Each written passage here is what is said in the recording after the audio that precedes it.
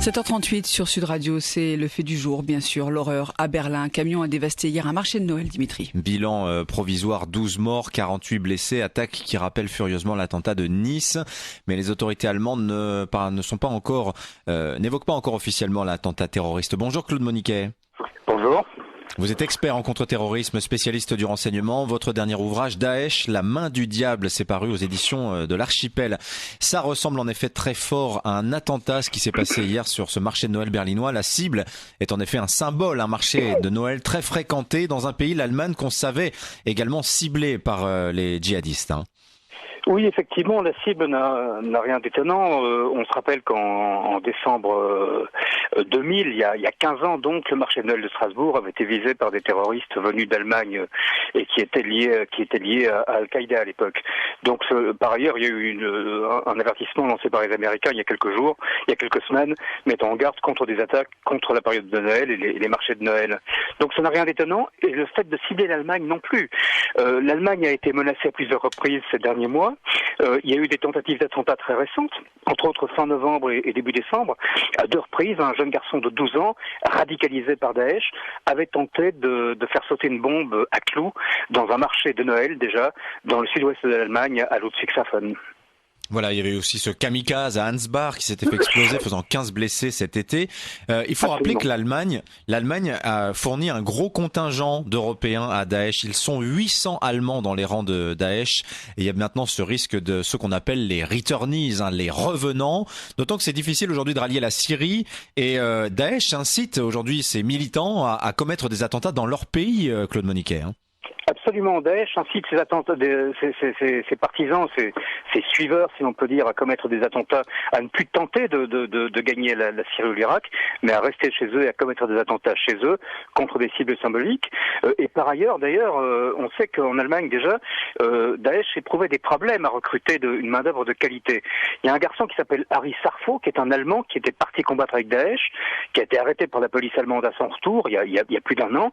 Il est en prison à Brême et il y a une douzaine de mois, Sarfo racontait que les gens de l'Amniat, les services secrets de Daesh, lui avaient demandé de retourner dans son pays pour commettre des attentats parce qu'ils avaient des problèmes de qualité dans leur recrue locale. Donc on voit bien que depuis un temps déjà relativement long, l'Allemagne était clairement une cible de l'organisation terroriste.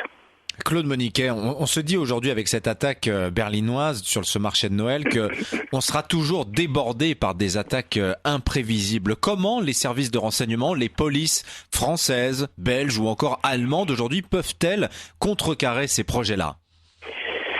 Très clairement, vous avez raison. On sait que la menace est là. On peut prendre toute une série de mesures, mais si on fortifie, si on sécurise un segment des cibles, par exemple les marchés de Noël, par exemple les gares ou les transports en commun ou le métro, eh bien la menace va simplement se déplacer parce qu'elle peut frapper n'importe quoi. Aujourd'hui, hier, c'était un marché de Noël. En France, ça a été des festivités de la fête nationale ou une église ou des policiers chez eux ou une salle de spectacle ou des restaurants. Donc la cible est multiple.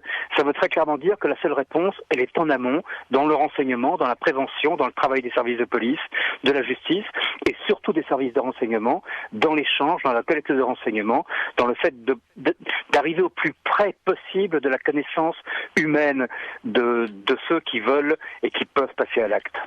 Alors, il y a une récupération quasiment instantanée hier soir en Allemagne de ce qui s'est passé sur ce marché de Noël. C'est l'AfD, ce parti d'extrême droite allemande qui dit les morts, les victimes de marché de Noël sont les morts de Merkel, allusion à sa politique migratoire très favorable à l'accueil de réfugiés syriens ou irakiens, Claude Moniquet. Alors évidemment, il y a la dimension politique. Qu'est-ce qu'on peut dire effectivement de l'influence de ces migrations vers l'Allemagne ? Alors je crois qu'évidemment, l'Allemagne a accueilli à peu près 800 000 réfugiés. On a, avec l'ensemble des menaces terroristes et l'attentat d'hier, en Allemagne, on a peut-être une dizaine de personnes qui sont issues de ce milieu de réfugiés, qui ont été impliquées dans des affaires terroristes. Donc on voit tout de suite que même s'il y a un lien, ce lien est extrêmement ténu, pour ne pas dire quasi inexistant. Mais cette manière de faire monter les antagonismes, de faire monter la pression et de pousser une partie de l'opinion européenne à se radicaliser et à se jeter contre l'islam et les musulmans, c'est une partie de la stratégie de Daesh. Donc effectivement, le débat politique est évidemment nécessaire et autorisé, terroriser, mais attaquer le gouvernement et attaquer à terme peut-être les communautés musulmanes, c'est très clairement faire le jeu de Daesh dans une période où il faudrait plutôt, je pense, montrer un peu d'unité nationale. Merci Claude Moniquet d'avoir été avec nous ce matin. Je rappelle le titre de votre dernier ouvrage, j'ai perdu ma fiche. Il s'appelle Daesh, la main du diable. C'est paru aux éditions L'Archipel. Merci.